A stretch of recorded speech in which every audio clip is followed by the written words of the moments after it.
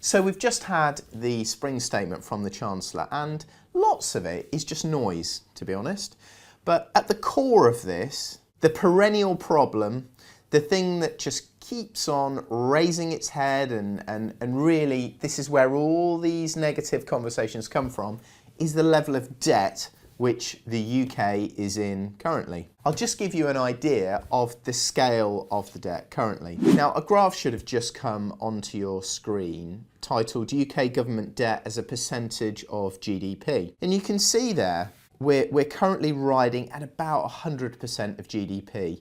So the UK owes 2.65 trillion, or 96% to be precise, of the amount of money that flows around this economy every year, which is a huge amount of money. But of course, what matters is what percentage that is of the amount of money that's flowing around. And it's nearly 100%, which is huge. So when I became sort of conscious in the 90s, we were running less than 50%, 40 or 50%, it was manageable. The problem is, as debt gets higher, the interest payments get higher. And whilst interest rates or UK Bank of England base rate was 0.5%, well, that was less of an issue. But what they should have done was fix the roof when the sun was shining. But instead, what they've done is they've increased welfare spending, they've increased spending on the NHS, which seems incredibly wasteful. Devolved governments are taking a huge amount of money. There's loads and loads of money going into the Home Office. In fact, I'm going to go through all these areas stage by stage to make a massive budget. In fact, they're spending £1.27 trillion of your money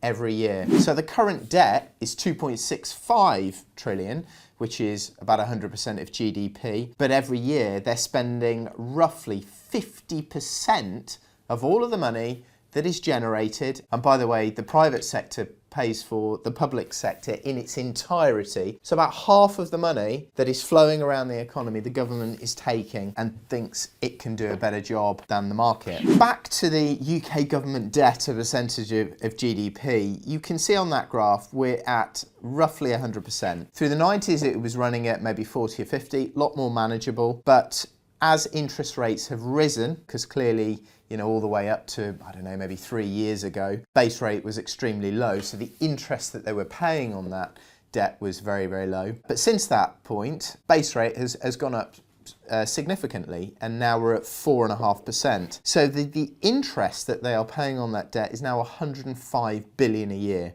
That's getting on for 10% of all the money that the government spends is just on debt interest. Now, they're not paying the debt down. In fact, they're still adding to this debt. They're saying at the end of this period, they will start to eat away at the debt. The reality is that they're going to reduce this debt by way of inflation. At the moment, inflation's running in the 3% range. So every year, your pound in your pocket is depreciating by roughly 3%. But of course, any debt you've got and any debt the government has is also depreciating by the same rates. That's how they largely pay this debt off, but of course it won't ever be paid off. So with debt at 100% of GDP and base rate at 4.5%, that means that gilt yields, those are the bonds that the government has issued in order to take on this debt, have risen significantly. Therefore, the interest that the government's paying out to those investors has gone up a lot. So because the government is spending more and more, not on just debt interest, but also on welfare and many other departments. It really balloons through COVID and post-2019. It was already out of control. David Cameron saw to that. But, Boris really sent it crazy through and post-COVID. What's happened is they keep putting taxes up to pay for all this extra spending. All that does is reduce growth, it reduces economic activity, it reduces productivity, so it generates less tax. So we're in a doom loop, and it needs somebody to come along and take some very difficult decisions to fix that. I notice in the spring statement, Rachel Reeves, the Chancellor, who is purportedly an economist, I don't think she actually was an economist. I think she was working in customer service in the mortgage department at Halifax Bank.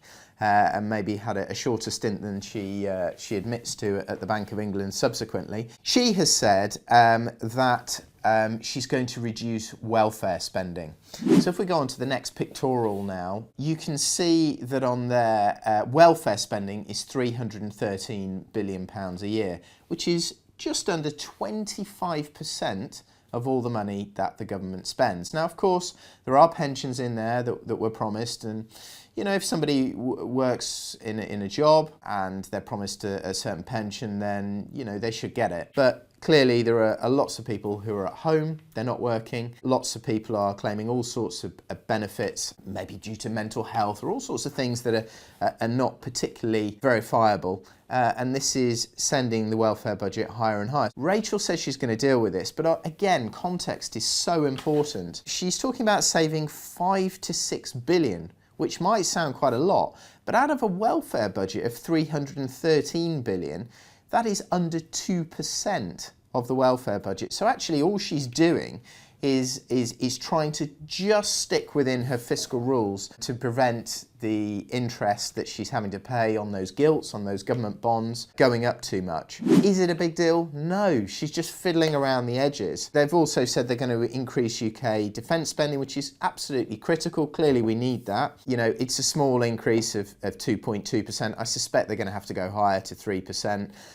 Depending on what the Donald wants to do, although he's only there for 3.5 years, so who knows what happens after him. And actually, whilst Rachel said she's going to save 5 to 6 billion on welfare, the OBR, the Office for Budget Responsibility, who sort of audit what she says, so they're quite useful, thinks the saving is actually only 3.5 billion. And if you take that as a percentage of the overall amount of money that the government spends, it's less than 0.5% reduction. So it's tiny, fiddling around at the edges. Does the general public think that the government is doing a good job in terms of the economy? Well, a recent YouGov survey found that 16% of voters thought the government was handling the economy well, and 11% have a positive view of Rachel Reeves's performance. So I think that's pretty clear, isn't it? The only positive thing I could see in the spring statement was a comment that the OBR made about house building, saying that they think, which is important, this has come from them, so they are a little bit more credible, they think it will reach a 40-year high, hitting 305,000 homes a year by the end of the forecast period, which is around 1.3 million homes extra in the UK over the next 5 years, which is just under the government's 1.5 million homes built within this parliament that the government have promised. So, you know, if they do that, I'll be mightily impressed. I didn't expect them to get it anywhere near that number. The OBR is supposed to be free of political interference. We know it's not, but I'd say they're certainly a lot more independent than what the government says. So all in all, it's a pretty light spring statement. She said it wasn't going to be a budget. It's not a budget. And, you know, for any sort of major changes, we need to wait for the next budget. Is she going to come back and ask for more tax? I suspect she is, because as those gilt yields move up and the government pays more in interest, her fiscal rules are going to be broken, and therefore she's going to have to get the money in from somewhere else. But, you know, at the core of this, they have got to deal with spending. I doubt Labour are going to do it. I suspect it's going to have to be somebody else who comes along and really grabs this. You know, in the 70s, we were in this sort of situation, although interestingly, for most of the 70s, actually debt was falling significantly as a percentage of GDP. The economy was growing big time post-war. So it's going to take somebody, a Margaret Thatcher style character, I think, to come along and really get government spending in check, because I just don't think Labour are going to do it. That has been Mark Homer, over and out. Please hit the subscribe button and make sure you like the video.